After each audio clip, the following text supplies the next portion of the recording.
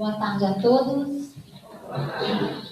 Com muita alegria, né, que nossa casa hoje recebe a todos para realizarmos esse seminário da mediunidade, essa faculdade tão rica e tão importante na nossa caminhada, na nossa vida, né? Nosso agradecimento já de coração a toda essa equipe que está conosco do Primavera, né? Esses meninos que fazem parte já da família GEDIC.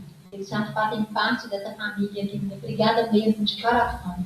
E para iniciar, nós vamos pedir o Noé para fazer a prece para nós.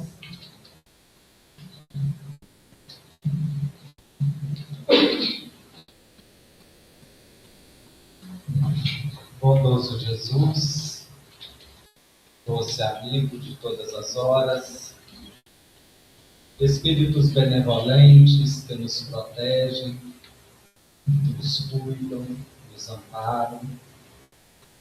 Aqui reunidos, mais uma vez, nesta casa de amor, rogamos a proteção do alto e os fluidos derramados sobre cada um de nós sejam para cada um motivo de bênçãos, de graças, trazendo discernimento, trazendo paz e esperança aos corações.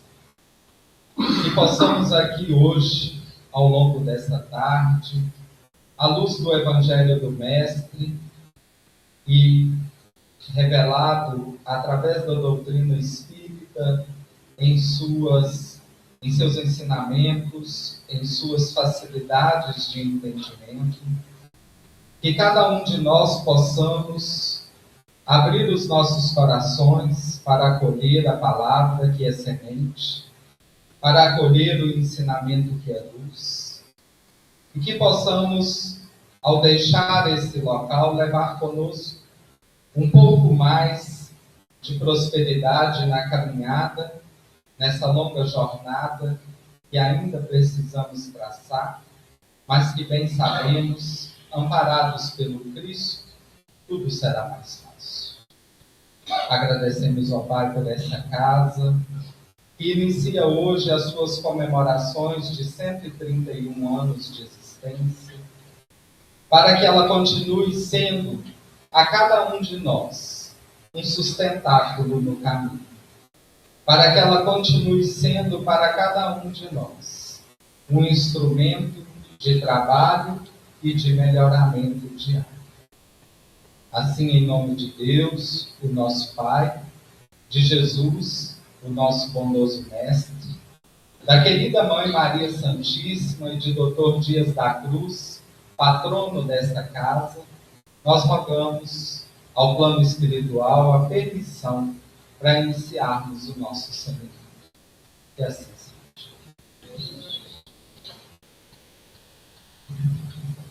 Para iniciar, muita gente, nós vamos convidar o Tiago, que vai fazer a primeira parte do seminário, né, Tiago? Então, nós vamos estar iniciando agora, às 4 horas, né? Nós vamos ter um intervalo para o lanche, e aí, após o lanche, o Vinícius. 4 horas, né? 2h30. 4, né? O lanche. Ah, tá.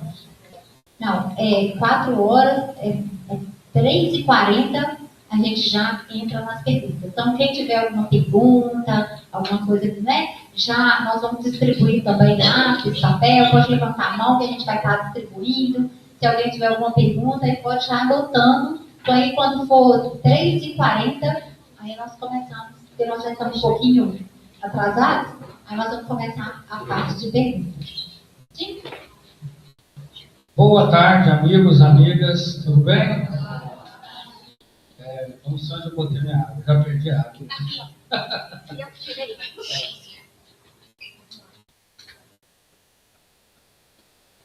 Bebo muita água. Gente, é sempre uma alegria estar aqui em Caratinga. O Centro Espírita, Grupo Espírita Dias da Cruz, é um grupo de amigos, irmãos, muito queridos. Hoje eu estava pensando, chegando aqui, né? Falei, nossa, já tem um tempinho. A hora que eu vim aqui, eu tinha cabelo ainda, gente. Bom, e nós vamos fazer o seguinte. Eu vou falar um pouquinho da teoria da mediunidade, né? E depois o Vini vai falar sobre a prática da mediunidade, que ele tem, assim, uma experiência longa, prática na mediunidade, e com certeza teremos muito que aprender com ele. Porque a mediunidade são duas dimensões que uma complementa a outra, né? A dimensão teórica e a dimensão prática, enfim. Vou fazer o seguinte, eu vou dividir a nossa fala em 3 momentos, falar um pouquinho da importância da teoria, né? Os modos de estudo da mediunidade, tem que colocar mais aqui, e os elementos básicos que compõem a mediunidade. Pode ser assim? Gente, eu sei que tem um momento aí para perguntas, né? Eu acho que eu já até perdi o horário. 3h40. Mas, assim, se alguém tiver uma pergunta que queira fazer, eu acho que não tem problema não, né? Pode fazer. Então tá. Então vamos lá. Bom, a importância da teoria da mediunidade. Primeiro, é preciso dizer que essa teoria, ela não foi construída, digamos, do nada, né? É interessante porque ela, assim, aquilo que Allan Kardec vai chamar de ciência espírita, ele partiu de uma observação do próprio fenômeno, né? Kardec ele teve um certo cuidado para não deduzir do fenômeno hipóteses que não tivesse relação com a prática e com a realidade, né?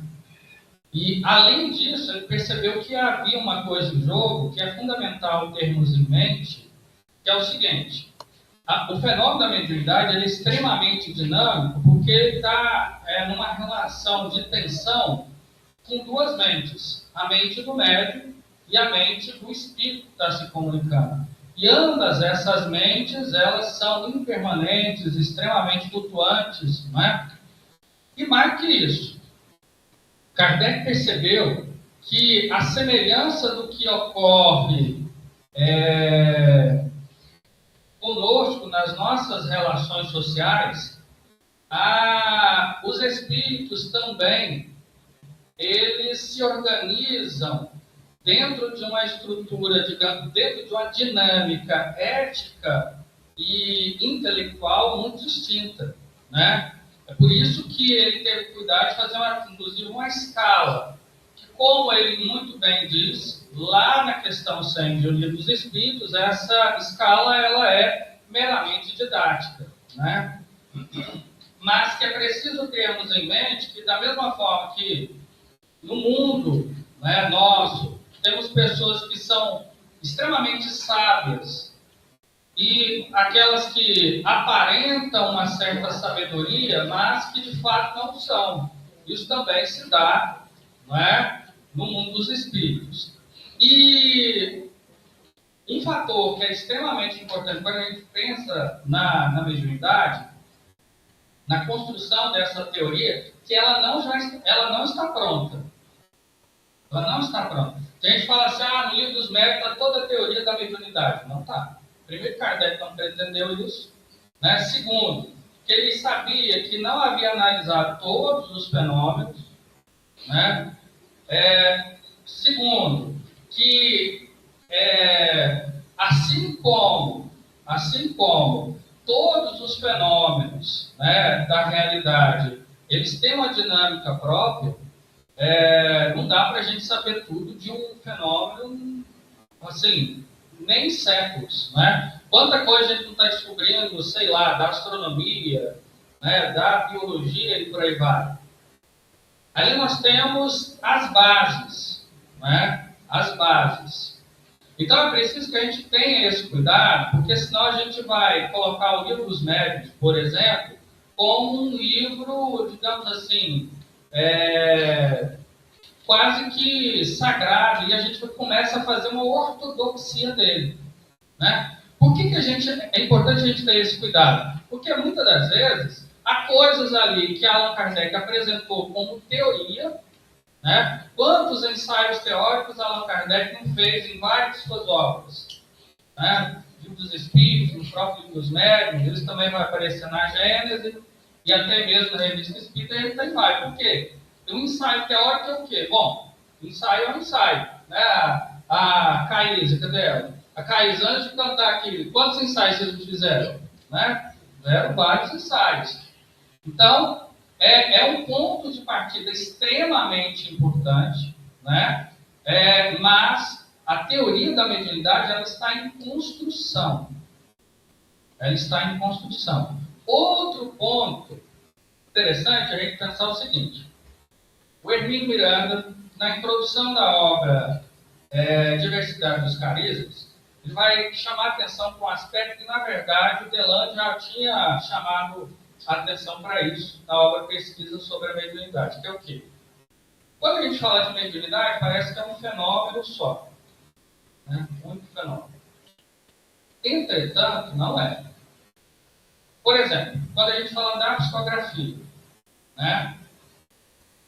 A psicografia, há elementos que é em comum a todos os médiuns, mas há elementos muito próprios em cada médium. Esse é o ponto para nós. Né? Ou seja, o que eu estou querendo dizer? Cada médium, porque, veja, o que é o fenômeno da mediunidade? É um fenômeno, né, como vai dizer Emmanuel lá em Serra dos Médiuns, intermentes. Né? Então, tem uma relação dinâmica entre duas ou mais mentes. A mente do médium e dos espíritos que estão se comunicando. A mente do médium, ela tem singularidades muito próprias. Então, quando a gente fala do transe, né, da expressão, ou seja, o ato final da mediunidade, vai carregar esses elementos da singularidade, da subjetividade do médium. Então, não é um fenômeno estanque, ou seja, a psicografia é igual para todos os médiuns, né? A psicofonia é igual para todos os médiuns, e até mesmo os fenômenos de efeitos físicos. Tudo isso vai guardar a singularidade, e não só isso. Por exemplo, o meio social do médium, isso vai influenciar? Claro. Vocês querem ver uma coisa?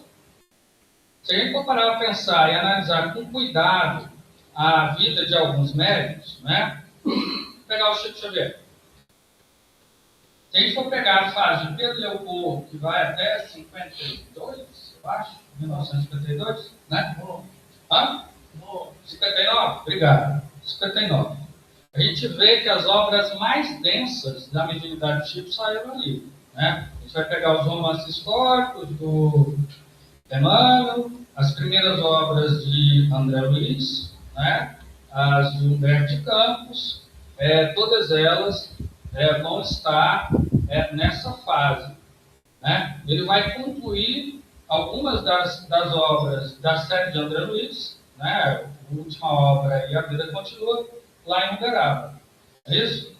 Mas as obras mais densas, por quê? É uma cidade menor. Né? A gente sabe que a mente do médium, depois a gente vai falar um pouquinho sobre. Você vai falar sobre mente ou. Não, eu posso. Então tá. A mente do médium ela é muito sensível, né? Ao meio social também que ela está, porque quando a gente está falando de meio social, a gente está falando de mentes. Né? Enfim.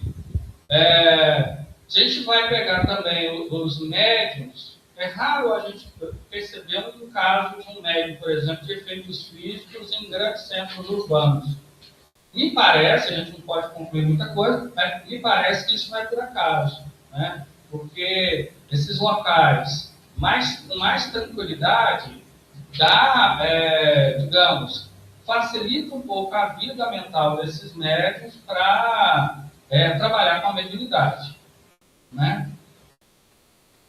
E sem dúvida nenhuma, a teoria da mediunidade ela tem um ponto que é interessante porque ela vai munir o médium, né, dos elementos necessários para a condução da sua prática.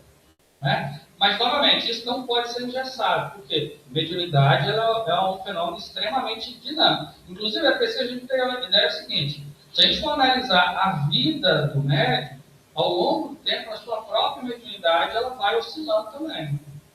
Né? Ela vai ter essa oscilação. A Ivone do Amaral Pereira tem uma biografia dela bem interessante, Pelos Caminhos da Mediunidade Serena. É do Pedro Camilo, biógrafo dela. Tem uma entrevista que ela concedeu ao tio Confito, lá do céu, Centro Espírita Leão Denis, do Rio de Janeiro. Que ela conta como que a mediunidade dela na infância era de uma forma, ela, desde pequena, já percebia com muita intensidade o mundo espiritual, a realidade espiritual, mas como que mais no final da vida dela, eu acho que ela foi extremamente honesta. Ela disse uma coisa que me chamou muita atenção. Ela disse assim, olha, chegou mais no final da vida, eu não sabia diferenciar o que era o meu pensamento com o pensamento de Charles, por exemplo.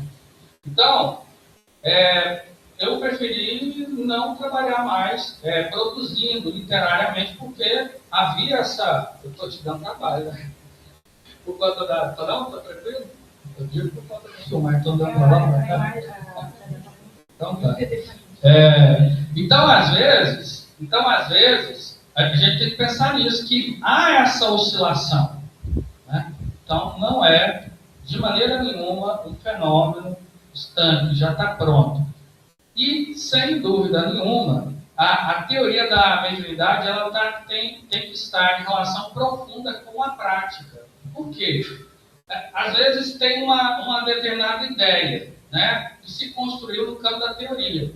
Naturalmente, muitas dessas ideias, elas pode ser que ao longo do tempo vai se ver que aquilo não é, de fato, não tem conexão com a realidade. Né? Foi uma hipótese que se levantou e depois aquilo caiu. Kardec fazia muito isso. Né? A gente vai ver, por exemplo, em O Livro dos Espíritos, Livro dos Médiuns, Kardec dizendo, olha, gente, não há a tal da possessão. Né? Quem já leu isso? Né? Só que, quando já chega um Evangelho segundo o Espiritismo, ele já diz o contrário. Por quê? Ele observou o fenômeno. Mas que ele ia poder dizer, só porque ele falou que não existia, agora eu não vou dizer também, né? Que não existe. Não, a teoria ela tem que estar calcada na realidade. Por isso que é tão importante a prática da mediunidade ter campo para o entendimento dessa dinâmica da subjetividade do médium. Como é que funciona a mediunidade naquele médium? Porque há uma teoria, digamos, que serve, né, para a coletividade, mas há elementos que é próprio daquele médium. Aí você vai dizer que isso não serve porque em tal livro está dizendo isso ou aquilo. A gente tem que ter esse cuidado. Né? Uma relação que é preciso ter de humildade com o fenômeno. Porque, novamente, nós não sabemos tudo sobre a mediunidade. Na verdade, a gente sabe muito pouco. Né? Muito pouco mesmo. Inclusive, das últimas décadas, a gente percebe um certo estacionamento, justamente do estudo da mediunidade, porque a gente começou a fazer a ortodoxia dela. Né? O que é isso? A gente pega um pensamento e enrijece aquilo. Só serve se for dessa forma. Eu lembro que certa feita eu fui na casa espírita em São Paulo, e aí um dos dirigentes da casa, nossa, a casa era muito grande, tinha, sei lá, 30 grupos de mediunidade, e o rapaz dizia que ficava, gente, eu fui pensando nisso hoje, naquele tempo eu já achei estranho, hoje em dia, que tinha câmeras para observar como cada médico estava trabalhando, porque tinha a gente tem que ter disciplina.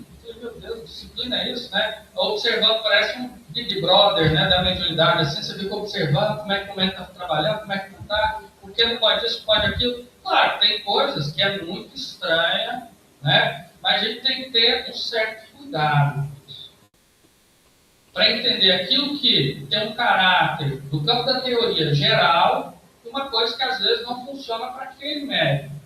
Né? E às vezes funcionando de uma forma um pouco diferente, a mediunidade dele flui com mais facilidade. Certo? Muito bem. Outro ponto para nós, é até 3h40, né? Outro ponto para nós é o seguinte, que aí já vamos entrar no... essa primeira parte ficou tranquilo, gente? Tem alguma questão? Não? Então tá. Como estudar a mediunidade? Né? Quem respondeu isso para nós, que eu acho da maneira mais interessante, foi o Hermínio Miranda. Na introdução da obra Diversidade dos Carismas, ele apresenta uma questão bem interessante. E apresenta 3 possibilidades de estudo. Primeiro, estudar ela a partir dos elementos eminentemente teóricos, né? O livro dos médiuns, livro do Invisível, né?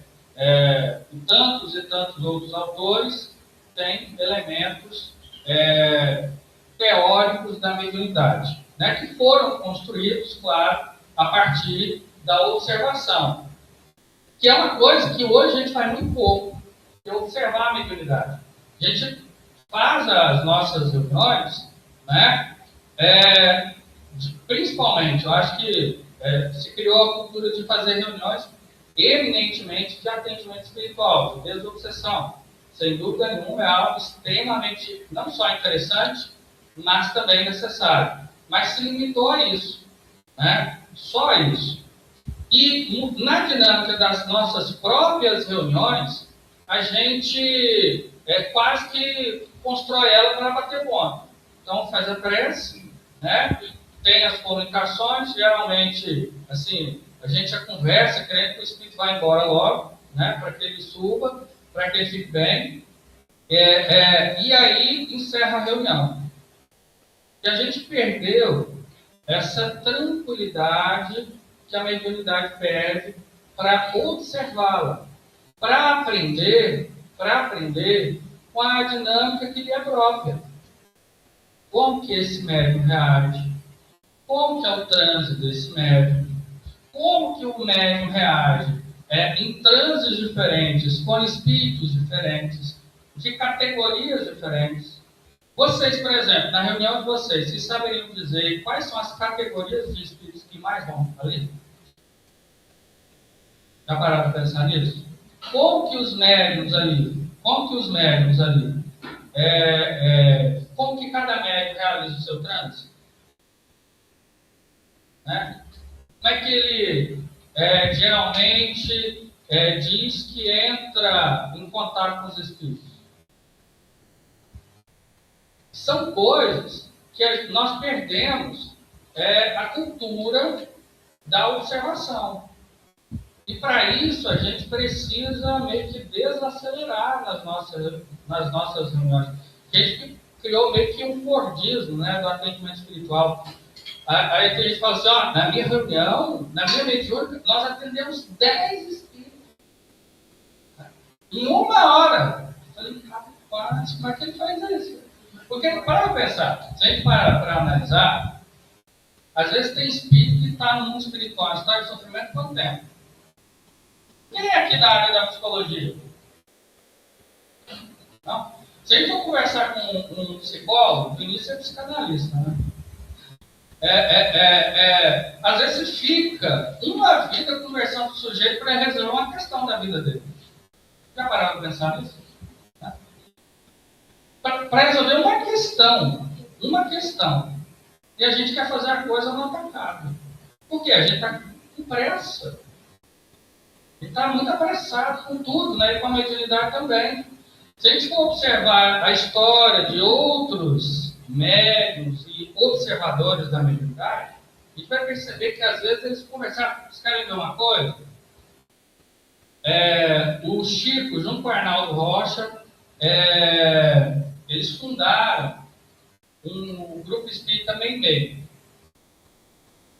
Eles conversaram com um espírito chamado Serinto. Vocês vão achar a mensagem desse espírito na obra Instruções Psicofônicas. Depois dá uma olhadinha. O Arnaldo, o que ele fazia? O Arnaldo era o observador da mediunidade, muito atento. Eles conversaram com esse espírito durante décadas. Anos conversando com esse espírito, que era inimigo de ambos. Anos conversando com ele.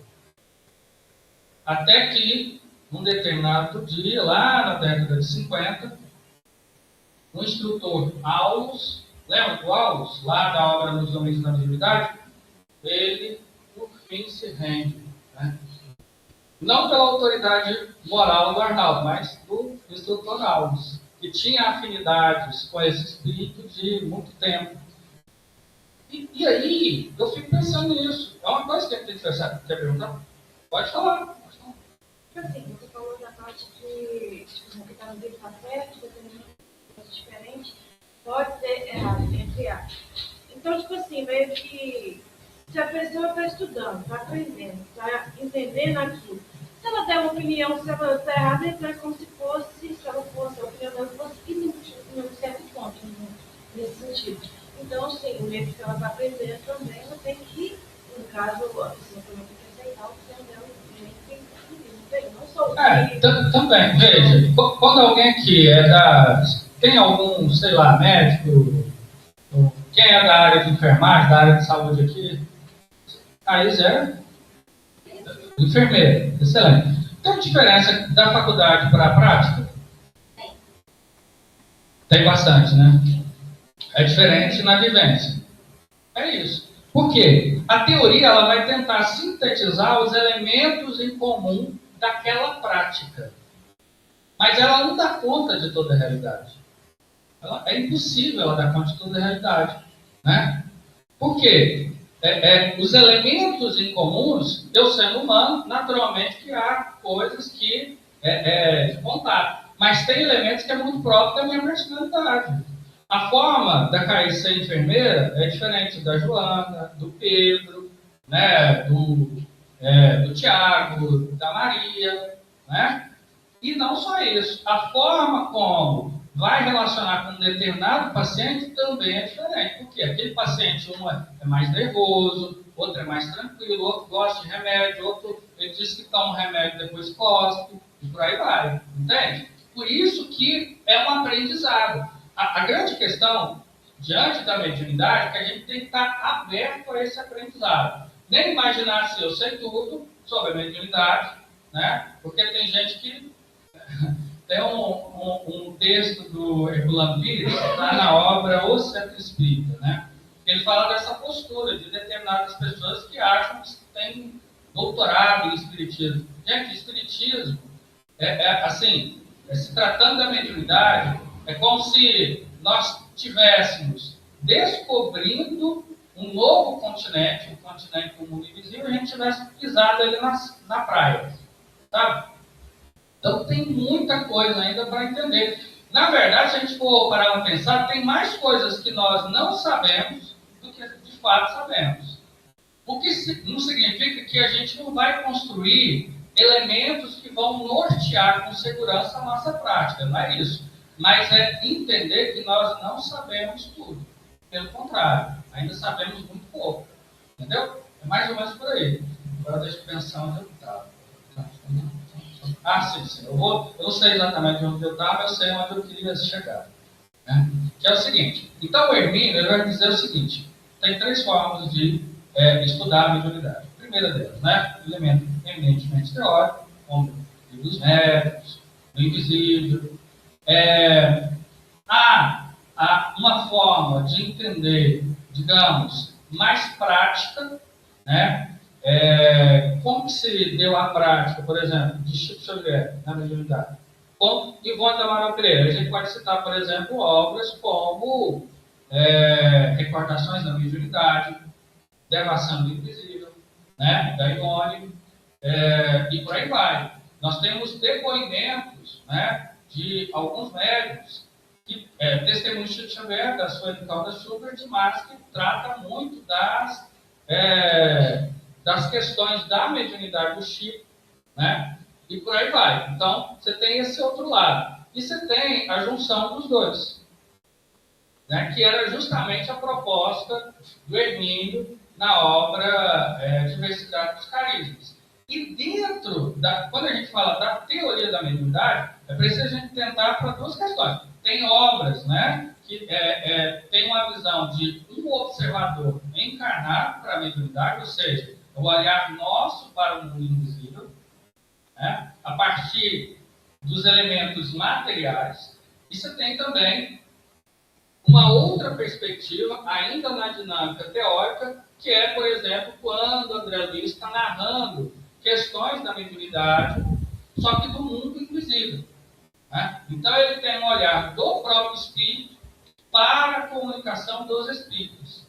E aí a gente percebe que, inclusive, André Luiz tinha muitas questões em torno da mediunidade. Né? Se a gente vai, Missionários da Luz, quando, eu acho que é capítulo 10, capítulo Materializações, quando ele observa o fenômeno, me parece que ali era a primeira vez que ele tinha contato com aquilo, com aquela realidade, era mediada a observação dele pelo instrutor Alexandre, e ele fica encantado com o fenômeno e gera algumas estranhezas, o que é extremamente natural. Mas isso é tão curioso que, por exemplo, se essa observação não fosse importante, o que poderia fazer os instrutores?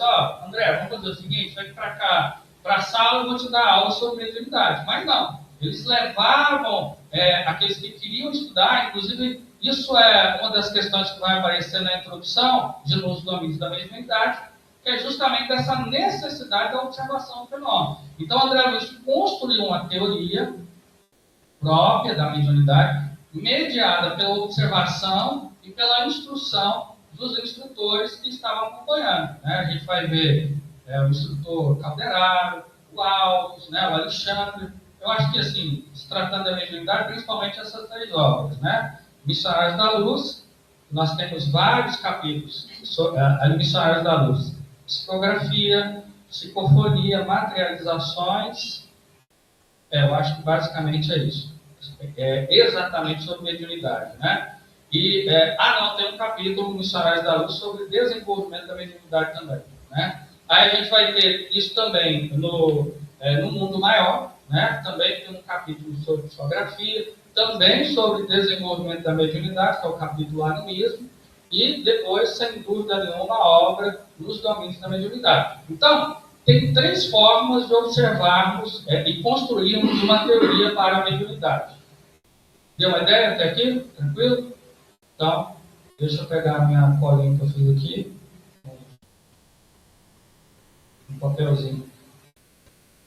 Sim. Eu vou tratar aqui agora dos elementos básicos para a prática da mediunidade, de um ponto de vista teórico. Que eu vou tratar de 5 elementos: o espírito, os fluidos, mente, comunidade e campo psíquico. Tá? Cada um desses elementos tem uma importância muito própria. Né? Quando a gente fala do espírito, não é por acaso, eu vou começar pelo espírito, pode ser?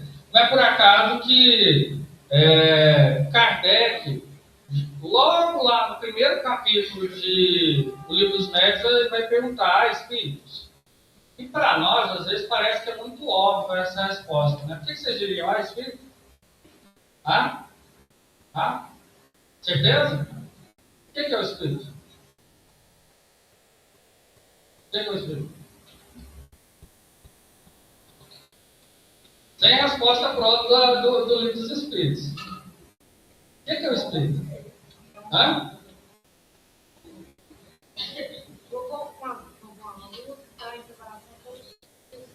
Para ser melhor, tem que ter uma preparação para estudo.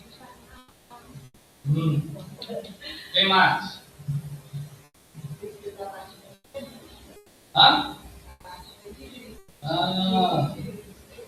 Inteligente. Excelente. Gente, vamos lá.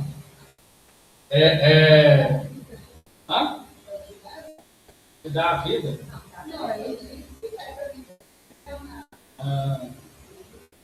Alguém mais? É uma individualidade. Uma individualidade. Olha só. No livro Grande Enigma, Denis tem uma questão que ele trabalha, está relacionada a Deus, que eu acho que é perfeito para quando a gente entra no espírito. É o seguinte, diz ele que por hora, né, eu acho que por hora, assim, por séculos, né, e séculos, a gente não tem condição ainda de entender Deus. Mas, gente, não tem. Aceita que dói menos. Eu acredito em Deus, tá? explica o que é Deus. Por quê? Como é que nós compreendemos a realidade? Nós compreendemos a realidade através do contato dela, mediado pela nossa mente. Né? Só que nós não temos cognição para entender alguma coisa que está além da nossa cognição. Porque a nossa cognição, ela compreende a realidade dentro de um contexto de espaço e tempo. Deus está longe disso. Muito longe disso. Né? O Espírito também. Por quê? Espaço e tempo é o quê? Matéria. O Espírito é matéria? Não é matéria. Então, como é que a gente, David diz que podemos não compreender, mas perceber e, a partir dessas percepções, construir uma teoria sobre Deus, mas que nunca vai pegar a natureza íntima de Deus? Não vai pegar a natureza íntima de Deus. Da mesma forma, a natureza íntima do Espírito, por quê? É analisando os efeitos. A ação de Deus, a gente vê a criação. Por exemplo, a criação parece que está organizada. Muito embora os filhos ditos inteligentes de Deus, parece que faz muita bagunça, né? Os espíritos, né? Faz bastante. Mas a gente percebe que é uma ordem. Logo, né? Aquela relação de um axioma, né? Ou seja, a gente deduz a causa dos efeitos, né? Então, se tem uma ordem, logicamente a fonte, e a gente percebe uma ordem, né, que é inteligente. Então, essa fonte, ela tem que ser inteligente. Né? Então, da mesma forma, a gente compreende o Espírito através da ação dele. Mas entendendo a ação, a gente não sabe exatamente. Por exemplo, se a gente pega assim, ó, quem pintou aquela tela do Dias da Cruz? Eu vou dizer, a gente vai no museu. A gente vai no museu e fala, aquele quadro ali, foi pintado pelo Van Gogh, né? Céu estrelado, nossa, que bonito. Analisando só o quadro, você consegue deduzir a natureza íntima de quem pintou? Né? Por quê? Quando a gente fala do artista, a gente está falando de uma parcela daquela mente, que ocupava boa parte daquela mente. Mas não era só aquilo. Porque para a gente entender a natureza íntima de uma coisa, a gente tem que ter a noção da totalidade dela. E tem uma outra questão do Espírito que é mais problemática ainda, que é o quê? Ele é extremamente impermanente. Né? Assim, a gente comparava a pensar, ao longo do dia, quantas vezes a gente muda? Né? A gente acorda... Eu achava muito interessante, porque eu fui, assim, educado numa casa com 3 mulheres, né? Aí eu lembro da minha irmã, Juliana, esses dias a gente estava conversando e a gente estava rindo disso, né? Porque ela acordava brava comigo, e isso também acontece com, tá, gente? A gente fala, essa são do mulher. Isso é para todos nós. E à noite, ela estava um amor comigo. Era assim, né? Era bem interessante. Às vezes a gente acorda extremamente triste, aí acontece uma coisa, a gente está feliz, aí depois está triste de novo. Aí às vezes a gente acorda com a autoestima boa e fala, nossa, né? Gente, que sujeito interessante, depois, nossa, que sujeito horrível. A gente é assim ou não é? Então, tem uma natureza extremamente dinâmica do Espírito. Por quê? O Espírito, né, ele tem uma dimensão que ele permanece, né, de maneira que eu posso dizer assim, aquele ali é o fulano, Beltrano, mas tem uma natureza que é impermanente, que está em construção. É uma construção que está em construção, mas não está em construção porque já está construída. Deu a ideia? É um trem. É custoso mesmo, mas é isso. Nós somos ao mesmo tempo que estamos. Né? E por isso que, enquanto não nos iluminarmos ou alcançarmos a perfeição, nós estaremos flutuando. Mas o ponto é, como que nós conseguimos entender o Espírito? Através, né, da sua ação no mundo. Através da sua ação no mundo. Uma das coisas que a gente percebe no Espírito, fica muito claro para nós, que há nele uma potencialidade. Por mais que a gente observe aquela determinada pessoa e fala, gente, que pessoa difícil, né? Ou pessoa maldosa, ou pessoa, né, que é um trem. Né? A gente fala assim, gente, aquela pessoa é um trem, né? Trem difícil. Um trem ruim. Quem já viu essa expressão? Minha avó falava isso, né? Um trem ruim. Mas a gente sabe que esse trem ruim pode ser um dia um trem muito bom. Concorda? Ou seja, a gente, mesmo que intuitivamente, a gente sabe que há uma potencialidade dos espíritos de sair de um estado para o outro. Só que esse processo, ele é muito dinâmico. Por quê? Quando a gente fala, por exemplo, da questão da evolução, do progresso, dentro do espiritismo, às vezes a gente acha que aquilo é um fenômeno ascendente, né? A gente pega alguns títulos de obras, né? Queda e ascensão, né? A gente acha que o espírito sai de um patamar e vai para o outro assim, né? Como se fosse, sei lá, uma escada assim de uma montanha. Só que a evolução não se dá assim. Ela é um fenômeno. Por isso que Denis, no Grande Enigma e também no Problema do Ser, ele vai falar que é uma espiral evolutiva. Né? Uma espiral que as espirais vão crescendo, né? Mas que às vezes você passa no mesmo ponto. Né? Às vezes você pensa, agora eu acho que eu estou mais paciente. Né? Eu acho que eu estou mais paciente. Por quê? Com aquela pessoa ali, que, nossa, desperta a minha impaciência, eu já estou conseguindo ser paciente. Só que aí existe um fenômeno dentro desse processo, né? Que é o condicionamento, né, e a aquisição. Às vezes nós condicionamos a nossa mente ao estado de paciência, mas não significa que a nossa mente ela já age com paciência. Aí chega uma outra pessoa e você fala assim, meu Deus, aquela pessoa despertou minha pior natureza. Mas fulano você já não está... eu achei, mas não estou não. Mas por quê? Impermanência. A gente acha que, né, o nosso eu, ele é uma coisa só. Não. Ele vai flutuando.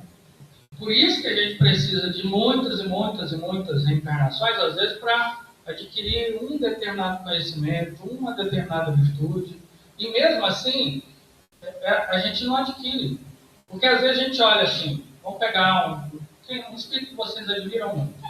Chico Xavier, por exemplo, a gente olha para o Chico e fala, gente, que alma cândida, boa, humilde, vários adjetivos. Aí chega o Emmanuel para o Chico e fala, não, ainda está paciente, não é isso, não é aquilo. Mas por quê? Porque a gente olha, é por isso que quando a gente fala assim, o amor de Jesus, a gente não sabe o que é esse amor. Por quê? A gente só conhece uma coisa quando nós temos um contato externo e interno. A gente tem contato externo com esse amor? É por isso que a gente não compreende o externo. Mas para entender o interno, a gente precisa de contato externo. Tem uma ideia? Por isso que é tão importante a ideia do conflito. Por que há o mal e o bem no mundo? Por isso. Porque se não tiver esse conflito, o mal nunca vai saber o que é o bem. E o bem nunca vai ser levado no bem. Porque o bem ainda não é o bem que vai ser alcançado. Nunca será. Né? A gente fala assim, um espírito muito evoluído, como o Chico, por exemplo, ele não está no patamar ainda de pureza espiritual. E o que é pureza espiritual? Não fazemos ideia. Por que a gente faz ideia? Porque a gente não vai. Sabe quando a gente vai saber? Quando a gente chegar lá.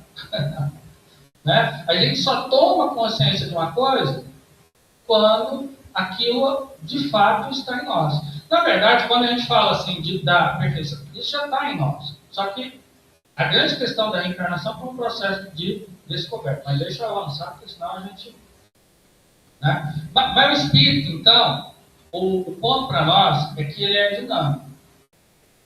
Ele é dinâmico. Isso tem que ficar muito claro para nós. Porque, às vezes, parece que em nossas reuniões, nós damos um tratamento de maneira homogeneizada.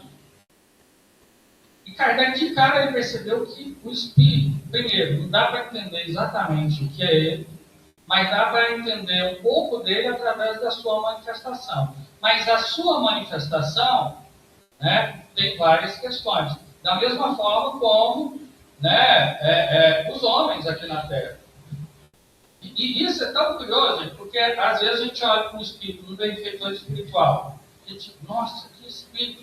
E vocês acham que esse espírito também não tem um dia que está difícil para eles, não? O que vocês acham? Hã? É claro, gente. Ou eles já são iluminados por espírito. Então, quando não tiver, a gente está o quê? Só que a grande questão, né?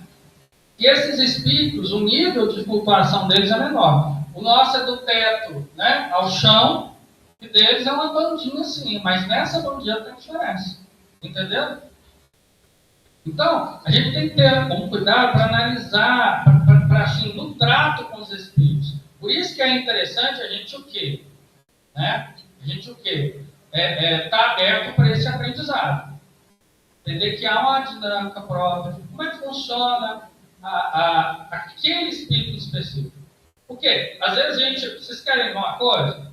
A gente for parar para pensar, como é que se dava, como é que Kardec tratou as questões? Isso é bem interessante. A gente vai para o livro dos médicos, a gente pode colocar em 70% a 80% das questões que Kardec apresentou para os espíritos, quem respondeu e quem ele evocava era o espírito Erasto. O outro espírito era São Luís. O Erasto, ficava claro que é um espírito que entendia muito de mediunidade. Né? Agora, por que isso é importante? Porque às vezes a gente apresenta questões. Às vezes a gente acha que porque o espírito está no mundo espiritual, ele sabe de tudo. Não sabe.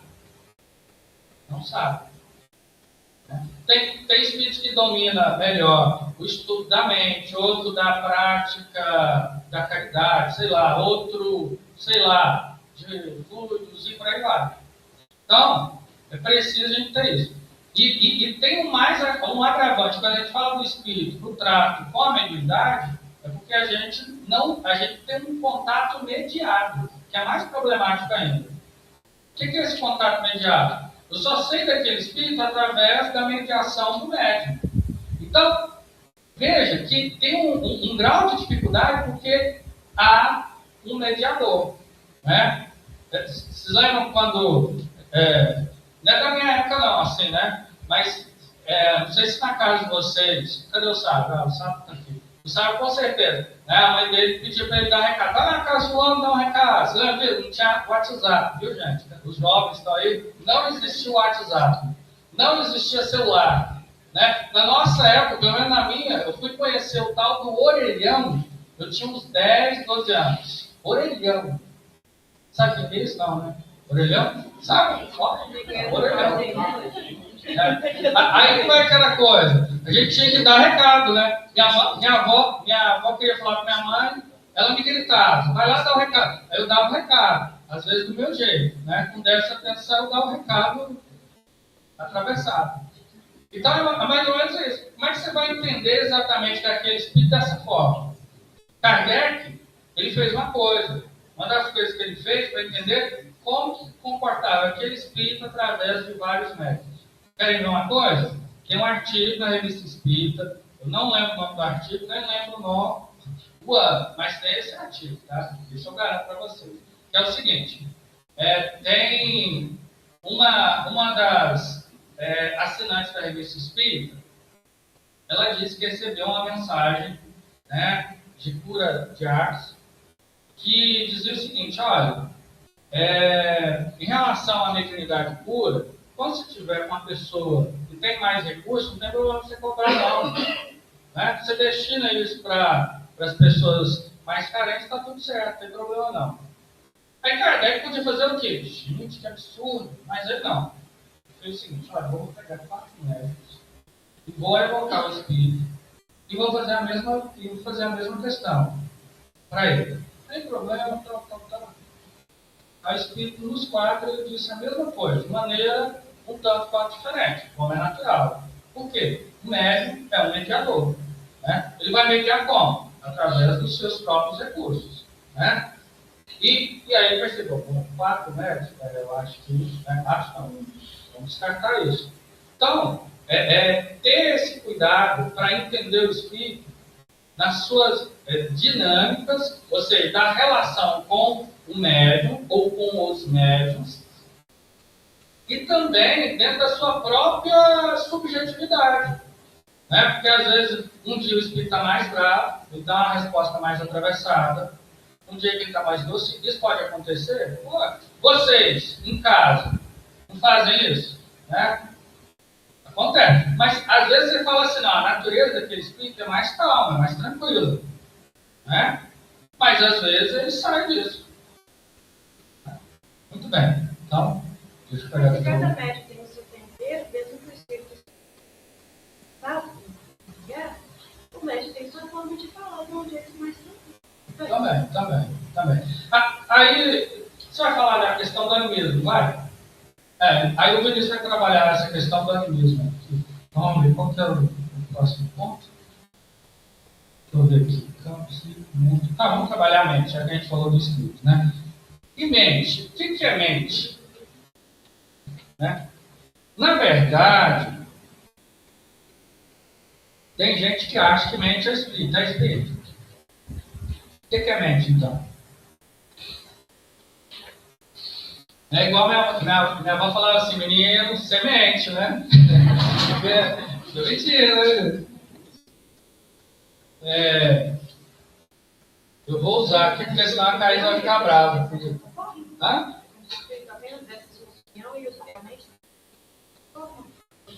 Não exatamente, não. Eu vou trazer um terceiro elemento, consciência. Será que é a mesma coisa? Consciência, mente e espírito, será que é a mesma coisa? O que vocês acham?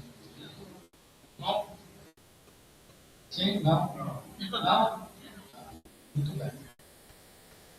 Fazemos bem. Ó. Pegar para onde? Então. Gente, eu não tenho habilidades artísticas, né? Isso aí. Estado de potencialidade. Gente, ter amigos é uma coisa muito boa, né? Olha aí, Lourenço. Olha que coisa bonita.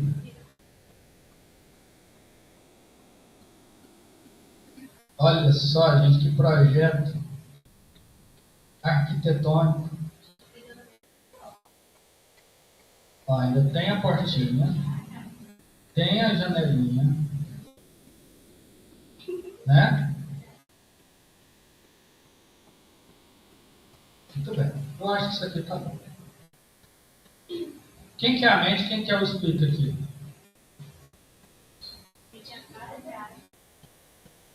Gente, o espírito dessa forma, porque na verdade é a forma como nós percebemos o espírito. O espírito não é isso. Né? Agora, onde o espírito mora? Hã? Certeza? Ou é a casa que mora nele? O que vocês acham? Hã? A gente pode.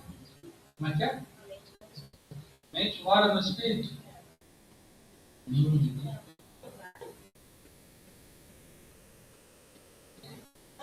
Hã?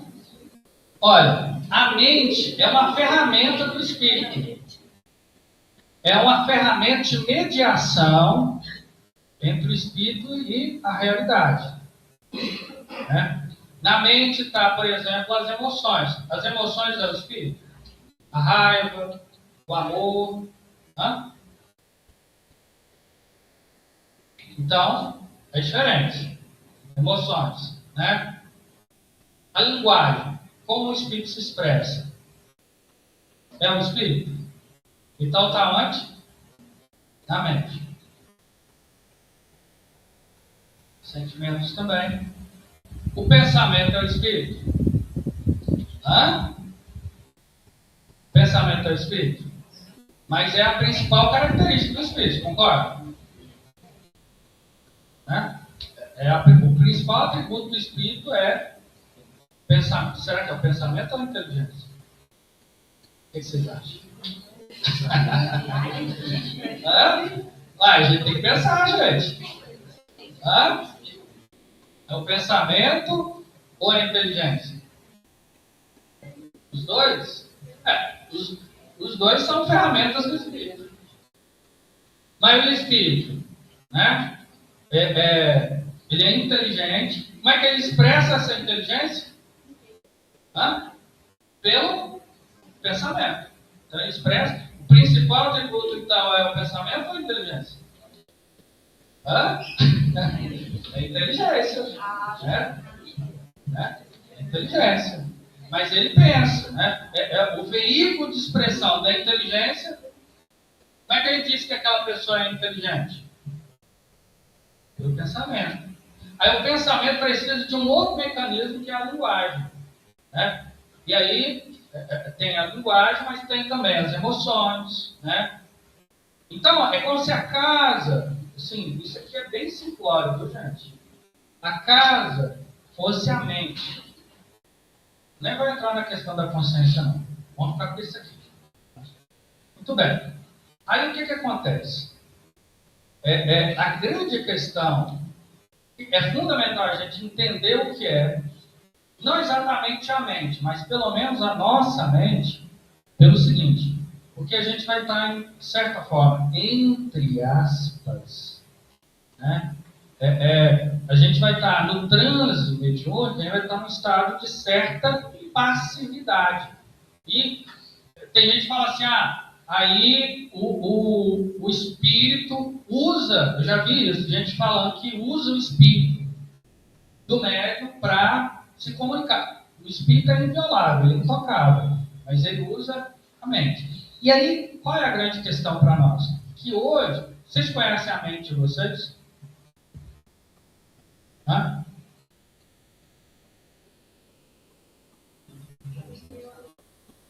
Como é que a gente vai conhecer a nossa mente? Como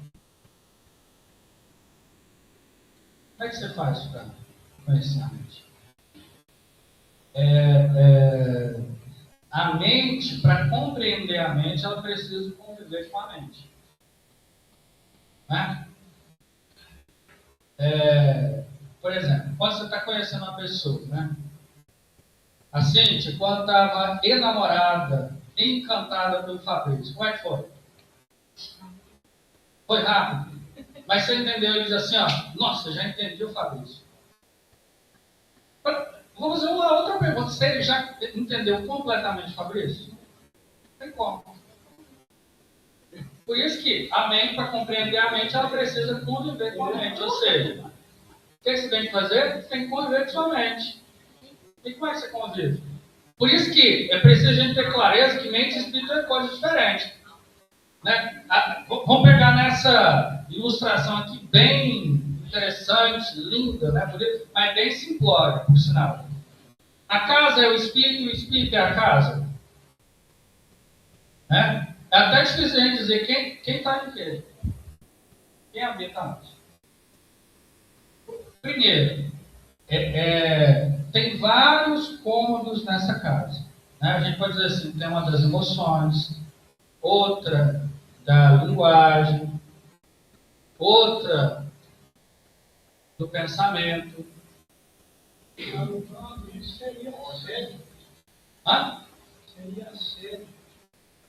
Ainda não. Ainda não. Qual seria a diferença corpo mental também? Olha, não sabemos. Por quê? Nós só temos notícia do corpo mental na literatura espírita de maneira muito breve na obra Pensamento e Vontade do Mozart. Ele não explora exatamente o que é. E na obra de André Luiz, na obra Evolução em Dois Mundos, tem um trechinho, 2 parágrafos, curtinho. sobre corpo mental, e a gente vê a ação desse corpo mental na hora do nosso lar. Ao nosso lar. Vocês lembram quando o André Luiz, ele está lá nas câmaras de retificação, lembram disso? Lá trabalhando com a Narcisa.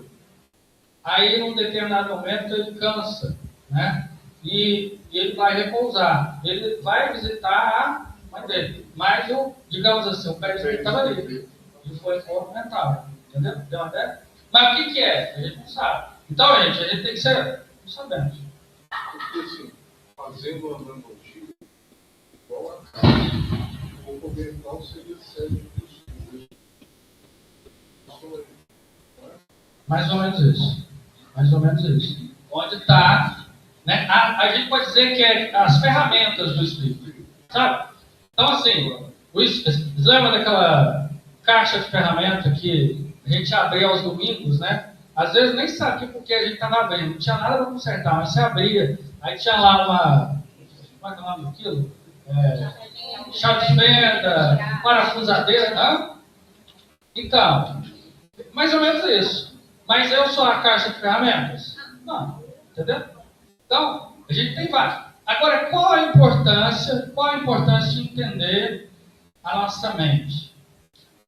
Né? Qual a importância? Pelo seguinte, porque se a gente não conhecer a nossa mente, a nossa casa, como é que a gente vai botar alguém para visitar a nossa casa? A gente já fala assim, vai lá em casa, né? Aí a pessoa chega lá, você nem sabe onde está o local para sentar, né? Não sabe onde está a cozinha para fazer um café para a pessoa, está tudo bagunçado, você não sabe. Aí a pessoa chega lá, olha e fala, gente, como é que eu vou fazer aqui? Né? O que eu vou fazer aqui? É mais ou menos isso. Então, entender a mente, né? E a sua própria mente é fundamental. Primeiro, que é talvez seja a coisa mais próxima para entender o Espírito. Porque o Espírito, a gente fala assim, fulano é muito destemperado, fulano é muito nervoso, não, fulano é calmo, fulano é, sei lá, bondoso, mas nós não somos isso. Sabia disso? Primeiro que a gente está falando, eu não vou entrar aqui na questão de personalidade e individualidade, mas porque a nossa, como a natureza ela é dinâmica, ela está mudando. A gente nem é uma coisa, exatamente, nem outra. A gente caracteriza uma determinada pessoa, né, porque nessa flutuação a gente tem uma média. A gente tem uma média. E nessa média a gente caracteriza aquela pessoa. Tem uma ideia? Então aqui residem os nossos desejos, as nossas aspirações. Forest falou, as nossas memórias, né? Tudo na mente. Mas isso que é importante para nós. Isso não é o Espírito. O que é o Espírito? A gente não sabe muita coisa. Não sabe. A gente sabe através da mediação. O meio de mediação do Espírito é a mente. Às vezes ele fica no quarto das emoções e gosta muito de brincar com, sei lá, a raiva, né? Sei lá, moderação e por aí vai. Mas é que ele só está no quartinho aqui. Mas ele não é isso, né? Deu a ideia então? Então, por que entender a mente é importante? Porque uma das grandes questões que a gente, assim, quando a gente conversa sobre mediunidade,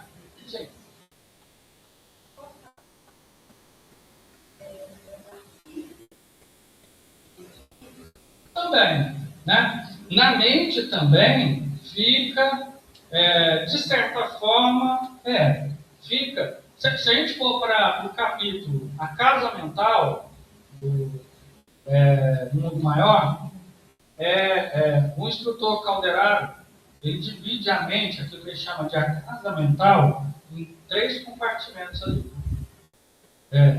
O consciente, né? O inconsciente e o superconsciente, que está nessa relação de temporalidade do espírito, passado, presente e futuro. Superconsciente, né? Aquilo que, digamos, os valores que vão reger a existência do espírito no estado de maior pureza e perfeição espiritual. Né? A São perguntou uma coisa. Então, aí, claro, que temos a relação do passado. Mas por isso que essa relação, ela é da mente, ela não é do espírito. Porque o espírito está para além do espaço-tempo. Ele não é matéria. Se ele não é matéria, não tem passado para ele. Entendeu? Não tem.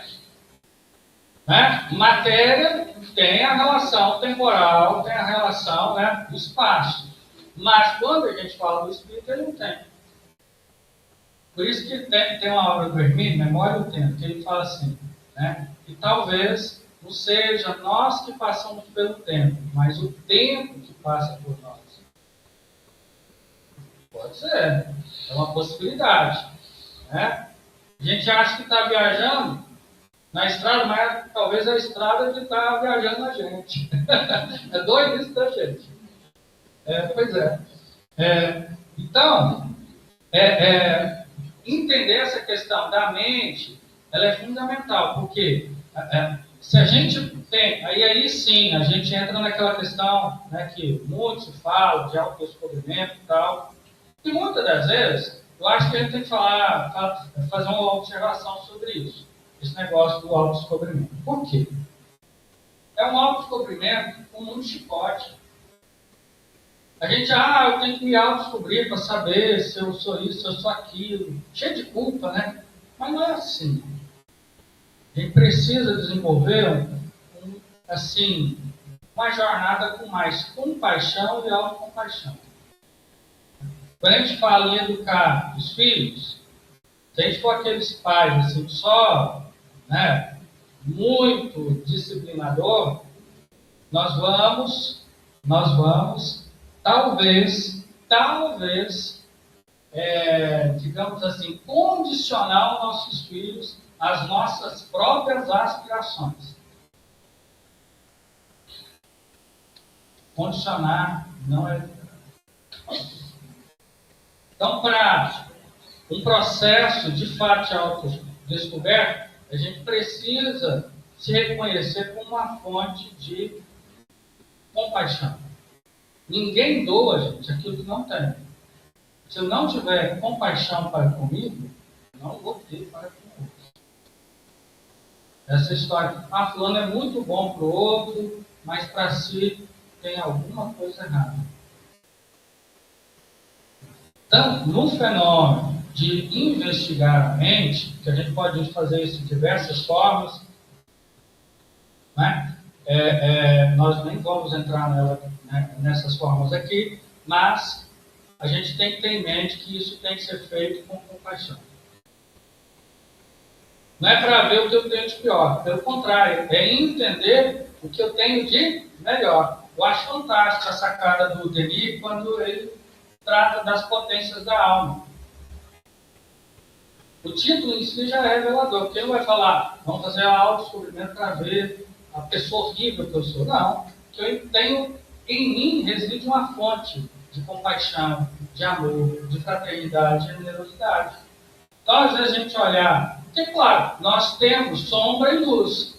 Para onde a gente quer olhar? Se a gente quer descobrir a luz, o que vamos fazer? Olhar para a sombra? Não significa que a gente vai dizer, não, eu só tenho luz. Não é isso. Mas entender que para crescer a luz, a gente precisa investigar a luz. Esse é o ponto. A gente está investigando o quê? Que a gente tem pior. Gente, o que a gente tem pior não precisa fazer muito esforço, não. Nem precisa. Por quê?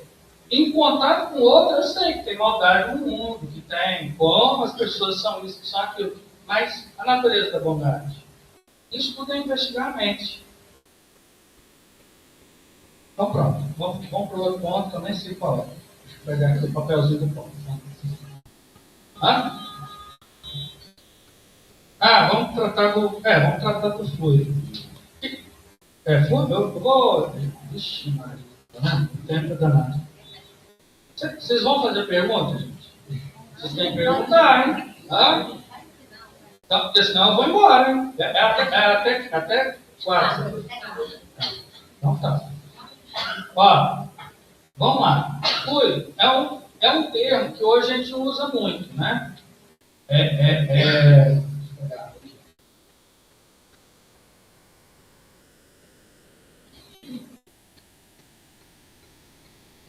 Mas que é fundamental para a compreensão do fenômeno da mediunidade. Fundamental. Pelo seguinte, Kardec já vai trabalhar isso, que ele chamou de fluido vital. Né? Já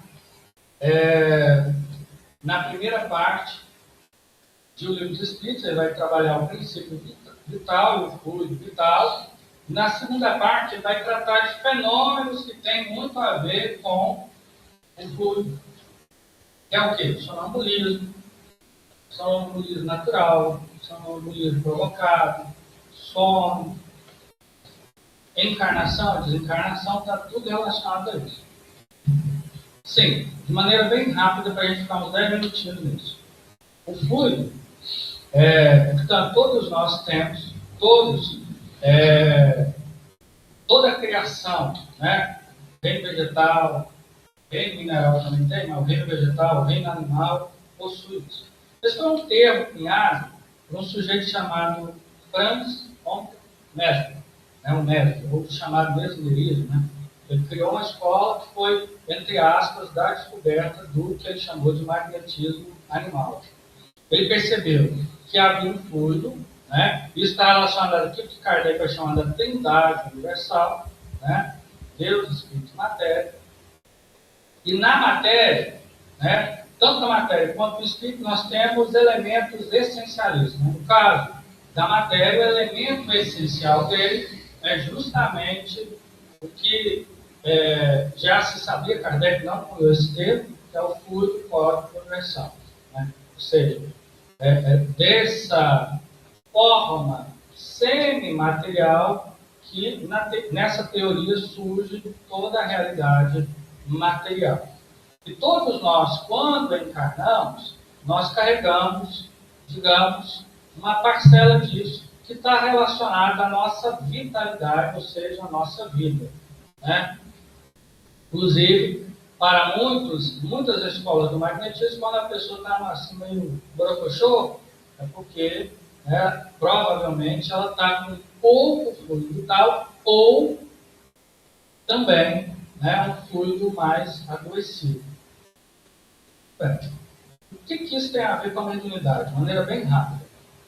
Allan Kardec, livro A Gênese, capítulo Os Fluidos, ele vai dizer que o fluido está para o pensamento tal qual o ar está para o som. Ou seja, como é que o som se propaga? É pelo ar. Né? Concorda? Então, né? Vocês estão ouvindo a minha voz, né? É porque aqui tem ar, ainda bem, né? Coisa boa, né?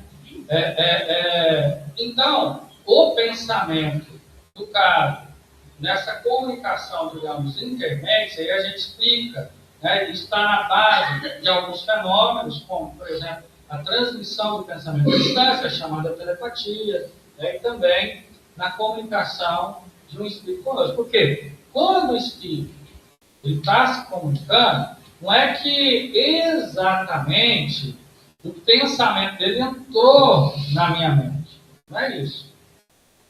Né? Então, ao fazer outro espírito aqui, olha que coisa bonita.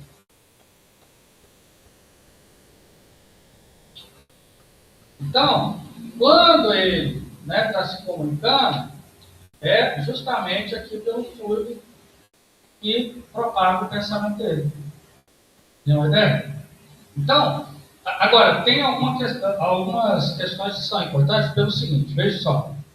Que aí está relacionado àquilo que a gente chama de sintonia e afinidade, que são coisas diferentes, tá, gente?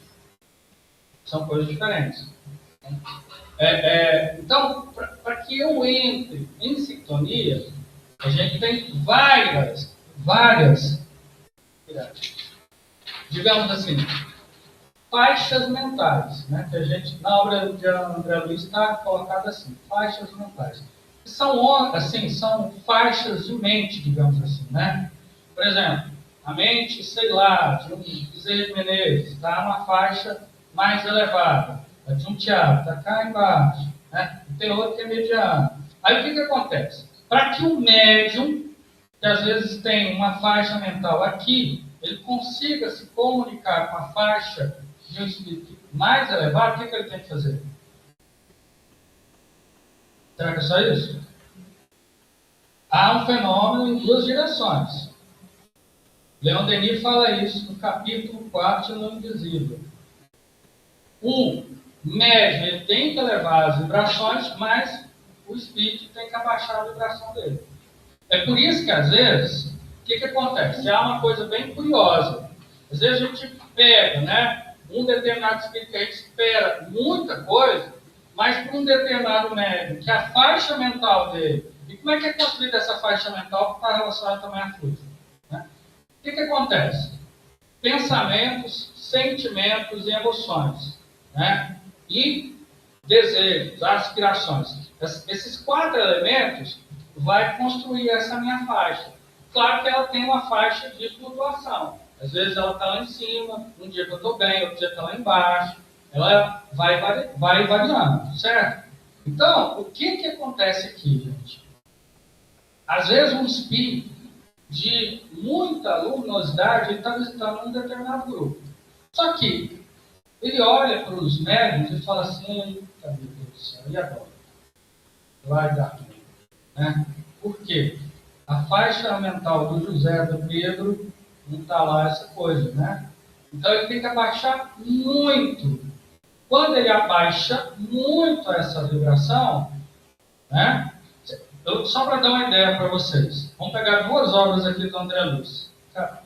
Os Mensageiros e 7 Destinos. Tá? Os Mensageiros, vocês lembram? Logo depois do capítulo O Centro de Mensageiros, o André Luiz, junto com o Aniceto, né? É um instrutor, Aniceto. O que ele faz?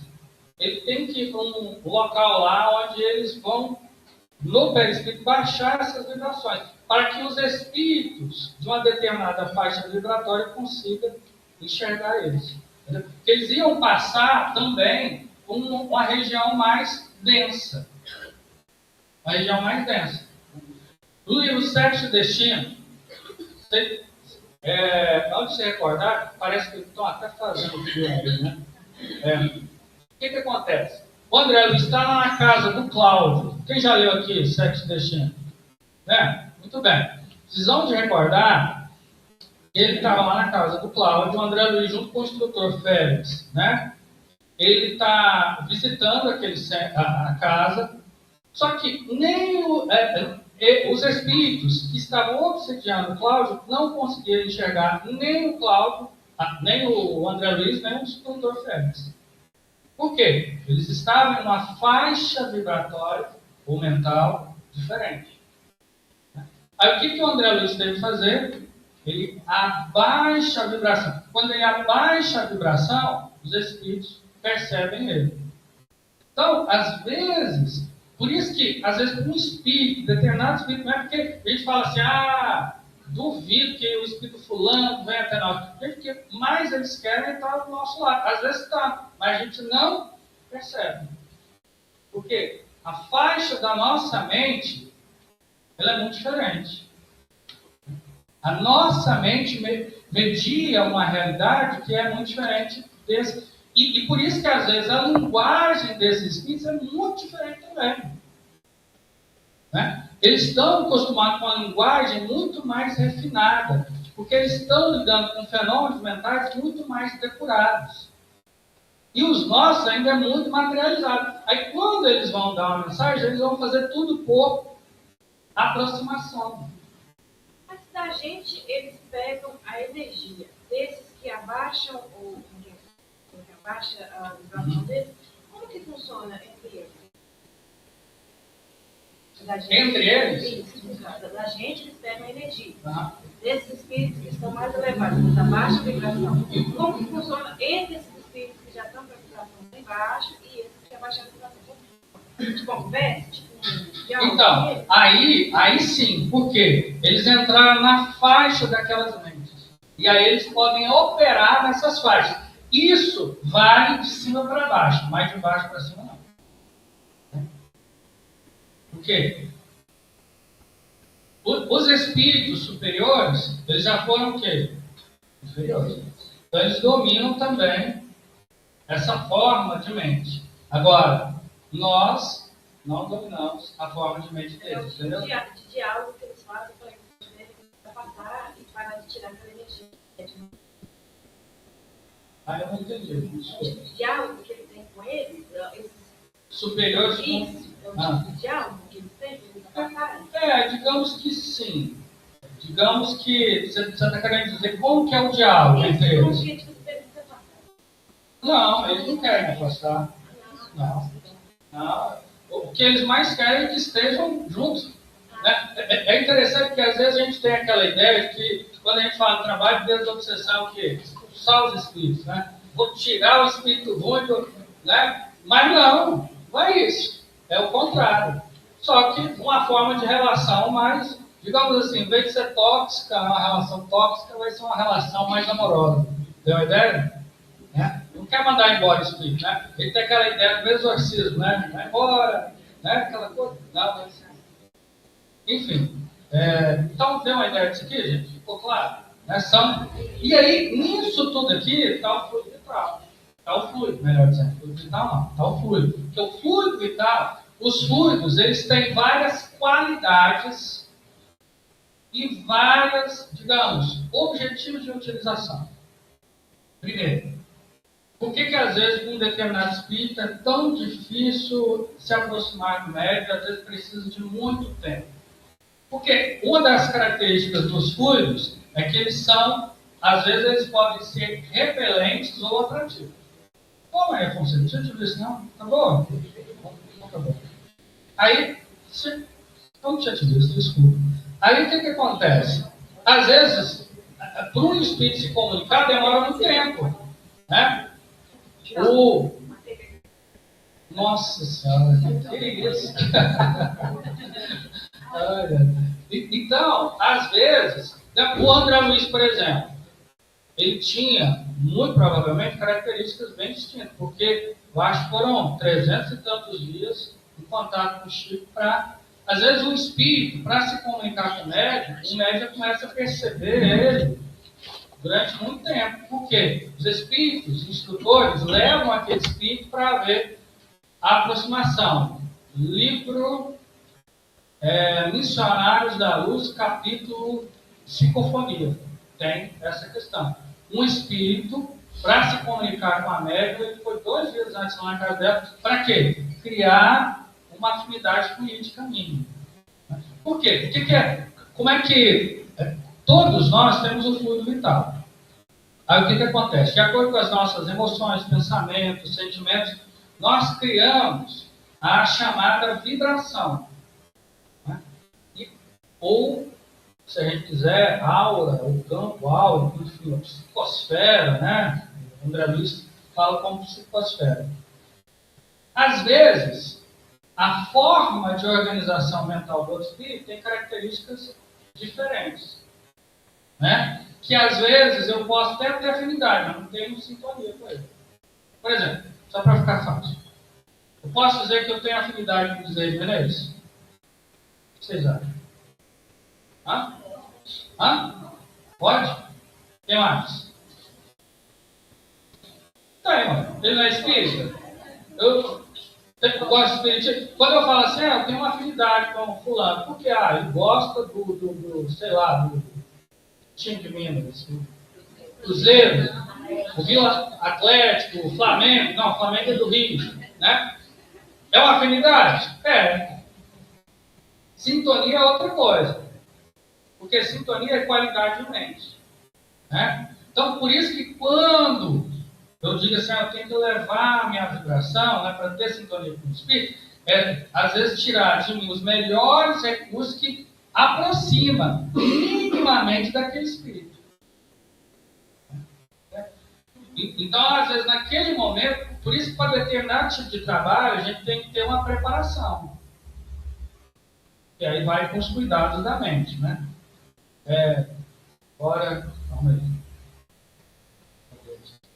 Ah, tá. É o campo psíquico. Né? O que acontece? Quando a gente fala de mediunidade, é preciso entender o seguinte. O médium, ele não está agindo sozinho. A gente fala assim, nossa, eu estava com 2 anos. Às vezes a gente, olha, a reunião de hoje não foi legal. Por que não foi legal? A reunião ela é um todo coletivo. Não vou entrar nessa questão que daqui a pouco eu vou falar. Mas quando nós estamos ali no trabalho, a junção de todas as mentes. E a junção de todas as mentes que vai dar o resultado do trabalho. A gente vê isso, vamos para a obra de André Luiz, em 2 capítulos de 2 obras. O capítulo Psicoscópio, de Nos Domínios da Mediunidade, e o capítulo Mediunidade do Mundo Maior. Capítulo, o Psicoscópio, ele está analisando lá de um instrumento, a qualidade das mentes daqueles que estão na reunião. Por quê? Se não houver uma afinidade entre essas mentes, de propósito, de sentimentos, né? Gente, tem gente que o grupo mediúnico é uma briga só. Eu, particularmente, acho melhor não ter. Por quê? Vai dar ruim. Grupo em que as pessoas não têm amizade, não se gostam, vai dar problema. Então tem que haver essa afinidade, porque quando começa a reunião, o que o médium faz quando ele está entrando em transe? Primeiro, há o processo, né? Mesmo que seja mínimo de desdobramento, né? Para o Hermínio Miranda é o fenômeno base do transe. E ele começa a exteriorizar essas forças vitais. Significa que vai agir, digamos, para ter uma reunião de agentes. Mas em todas as reuniões ele exterioriza essas forças. Com essas forças, vai criar uma afinidade, pela afinidade, melhor dizendo, vai criar um campo. E é justamente nesse campo que vai ser o campo de atração dos espíritos. Por que se fala assim, olha, gente, vamos agora, está de pressa, aquele que vai estar na sustentação, de fato vai estar pensando. Por quê? Isso cria um estado, digamos assim, o campo psíquico é como se fosse um estado de mente coletiva. Está entendendo? Então, vai haver todo um trabalho, que é o que Kardec vai chamar no livro dos médiuns de homogeneidade. Então, você cria isso. Né? E aí, através disso, você vai criar vários recursos para os espíritos. Aquele ali, ó, Dias da Cruz, tem um capítulo chamado Arquitetos Espirituais. Se eu não estou enganado, já são instruções psicofônicas. Né? Arquitetos Espirituais. Que ele dá conta de uma parcela daquilo que se pode fazer com essas forças. Né? O André Luiz chama, em vez de fluido vital, nos domínios da mediunidade, ele chama de forças neuricas. Né? Então, você dota uma parcela da sua mente na construção coletiva da reunião. Então, quando uma pessoa, às vezes, não está bem, o que acontece com esse todo coletivo? Contagia. Por isso que a gente vai... No primeiro capítulo dos domínios da mediunidade, o instrutoral vai falar das forças compensadoras. O que é isso? Já saiu da reunião, você fala, gente, que reunião boa, hoje foi tão bom. Por quê? Os fluidos que estavam em circulação eram com essas características. Se você sai da reunião, meio para... Claro que às vezes, gente, né? Vejam vocês. Cada reunião tem características. Reunião de efeitos físicos, o médico está lá doando. Aí você acha que ele vai sair como? Cantando alegre, né? Não, é claro que não, né, gente? Pelo amor de Deus, né? Você vai sair, às vezes, descompensado. Né? E com o tempo você vai compensando. Às vezes você vai atender um espírito que é, meu Deus do céu, né? Lá em Goiás a gente fala assim, nossa, hoje foi um grupo tudo. Né? Tá vendo aqui? assim, nossa, que espírito denso, pesado. Aí o que vai acontecer? Todo esses espíritos, ele meio que deixa um rastro no seu psiquismo. Aí você vai depurando aquilo. Tanto no campo mental, mas também no campo fluídico. Né? Entende? Então, às vezes, é mais complicado mesmo. E aí, por isso, quando a gente fala de reunião mediúnica, é impossível a gente não falar de comunidade, de prática. Né? Isso é fundamental. Que, na verdade, está em relação profunda com o que nós estamos falando. Vocês não vão fazer pergunta, gente? Eu vou falar, hein? Eu vou falar. Porque aí, gente, o que acontece?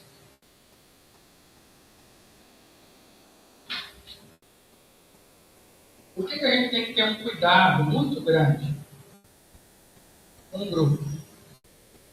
Pessoas que verdadeiramente se gostam, se amam, né? E nos grupos que a gente observa assim, foi extremamente produtivo, foi o grupo meio-meio. Vocês terem ideia, tem um período que o grupo meio-meio tinha Arnaldo Rocha, Chico Xavier, uma médium chamada Ivone Amaral Pereira. Vocês acreditam? Mas por que funcionava? Por que o Chico era muito bom? É porque havia sinceridade e amizade entre eles. Eu vou contar uma coisa para vocês. Ivone, ela não gostava de grupo nenhum. Não é segredo para ninguém. Quem leu Devassando antes de dia, ela fala sobre isso. Por quê? Ela percebia que tinha que ter isso, esses elementos. Né? E aí, mas lá em Pedro Leopoldo, ela passou, eu acho, por 6, 8 meses em Pedro Leopoldo. E foi justamente no período que ela lançou Memórias de um Suicídio. Que é tão interessante que o Chico deu a notícia da publicação antes dela saber. Né? Isso está na biografia dela, que ela chegou no grupo. Não. O Chico foi visitar ela na casa e falou: Ivone, hoje foi publicado o livro Memórias. O Memórias, ele começou a ser psicografado antes de Nosso Lar, mas só foi publicado bem depois. Mas ali havia um laço de amizade muito profundo entre eles. Chico e Arnaldo eram amigos assim, meu Deus, inseparáveis. Vocês querem saber quem foi o Chico? Vocês vejam. É o meu pensamento, tá, gente? É a forma como eu vejo. Vocês vejam, porque às vezes a gente coloca o Chico como um santo, né? O Chico. Mas ele era humano. Vocês querem saber quem realmente, vocês procurem as obras que trata através do Arnaldo, que eu acho que é uma fonte muito genuína, que conviveu com o Chico desde o finalzinho da década de 40 até o final da vida. Então não tem essas fantasias que o povo conta que Chico foi do planeta tal, que essas coisas assim, curiosas que tem, né? Então, e funcionava muito bem. Funcionava por quê? Porque ali eles conseguiram criar uma comunidade. Significa que não vai ter problema? Pelo contrário. Né? Pelo contrário. Não vai ter dia que se dá vontade de largar da reunião? Vai. Mas o amigo, o que ele faz? Ele está disposto a conviver. Ele está disposto a conviver, ele está disposto a trocar e tolerar. Né? Ter essa abertura do coração para isso. E claro que para isso é preciso de afinidade. Né? Por exemplo, cada um enxerga, cada comunidade vai ter um tipo de experiência dentro do Espiritismo. Aqui no Dias da Cruz. É um trabalho belíssimo da Cantina Alva. Né? Que é o trabalho, principalmente, de atendimento aos nossos irmãos que estão, né, como andarilho. Né? Aí se chega alguém aqui e fala assim, não, está tudo errado, gente. Esse negócio que vocês fazem aí está tudo errado. Ó, eu vou mostrar para vocês como é que faz. Mas quanto tempo funciona? 68 anos. Né? Quase. O sábio está batendo uns 80, né? 82, desculpa, amigo, 82, isso. Né? Vocês veem. Então, assim, Gente, 62 anos é uma vida. E se chega alguém dizendo, tem como conviver? Por quê? Essa pessoa tem que ter abertura para aprender e para trocar. Conviver. Se não há espaço para convivência, é impossível você criar comunidade. E o que mais nós precisamos, hoje, em nossas casas espíritas, é resgatar essa ideia de comunidade. Né? Que casa espírita é um espaço. Eu acho que quem assim, despertou para isso há algum tempo atrás, eu não sei quanto tempo atrás, mas foi o Mário Barbosa. Mário Barbosa, eu não sei se ele era sociólogo ou assistente social. Assistente social, né? Tem até no livro dele, eu acho que é Amar e Conviver, ou Amar, acho que é Amar e Conviver. Café recentemente lançou. Um livro muito bom. Que entender a casa espírita como um espaço de convivência, de troca. Não é um espaço só para a gente doutrinar as pessoas. Porque, às vezes, tem pessoas que, se você não souber tocar o coração, aquilo não foi. E mais, gente, a gente está vivendo um momento, que eu preciso que a gente viva isso, de muita dor. Né? As pessoas chegam na casa espírita muito aflitas, né? Sedentas de, às vezes, um acolhimento, uma palavra, uma troca, um abraço. Às vezes as pessoas chegam na casa espírita, as pessoas nem percebem que aquela pessoa chegou pela primeira vez. Já viram isso? A pessoa entra e sai, você não sabe o nome dela, não sabe onde ela mora, né? Então, ter esse espaço, e o que isso tem a ver com a mediunidade? Tem tudo a ver. Porque, gente, um médico, como é que ele vai entregar o estado de trânsito, que é um estado, digamos assim, né, alterado de consciência, se ele não confiar no outro?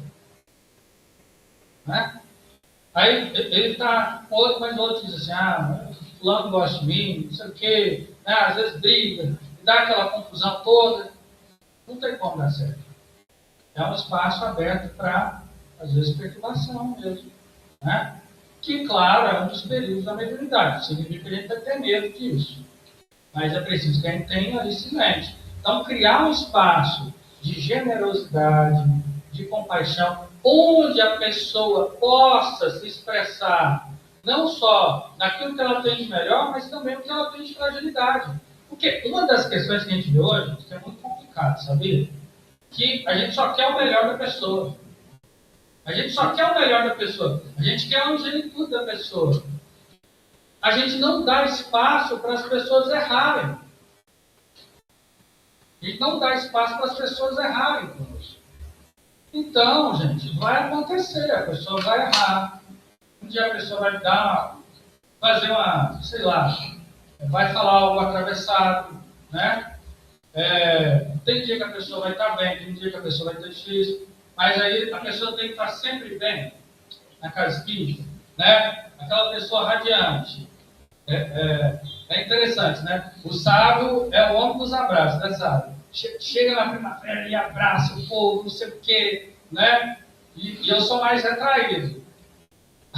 Aí eu lembro um dia que o sábio estava passando alguma coisa, aí a pessoa falou assim, não vai me abraçar? Gente, as pessoas, todos nós temos que ter esse espaço nos nossos grupos de prática de fragilidade. Casa espírita não é lugar de santo, não. Vamos parar com isso. A gente acha que é santo, que é, né? Aquela pessoa que fala assim, sempre a gente vai errar. Né? Tirando a Cíntia aqui em Caratinga, né? E a Maria Fonseca, tirando, todo mundo vai errar, gente. Vai ter um dia assim que, né? Você vai olhar assim e... Mas sabe por que é isso importante? Porque é interessante. Você bate o olho e fala, a pessoa não está bem.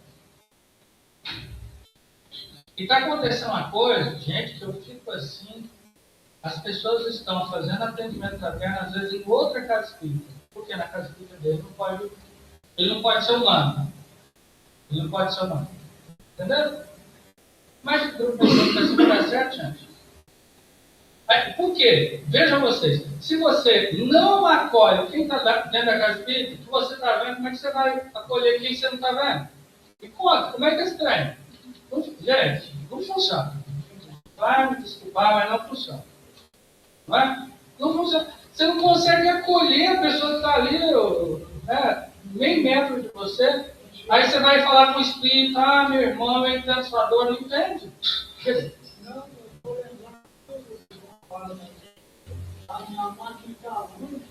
pois é. Não. Então, a gente tem que criar esse espaço para que a pessoa seja humana. Seja ela mesma. É frágil, é brava um dia, outro dia ela está mais mansa, outro dia ela está, né?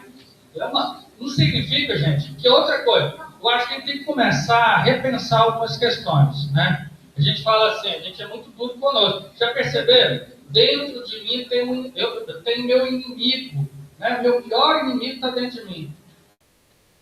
Como é que o negócio desse vai dar certo? Pelo contrário, dentro de você tem o seu melhor amigo. Entende?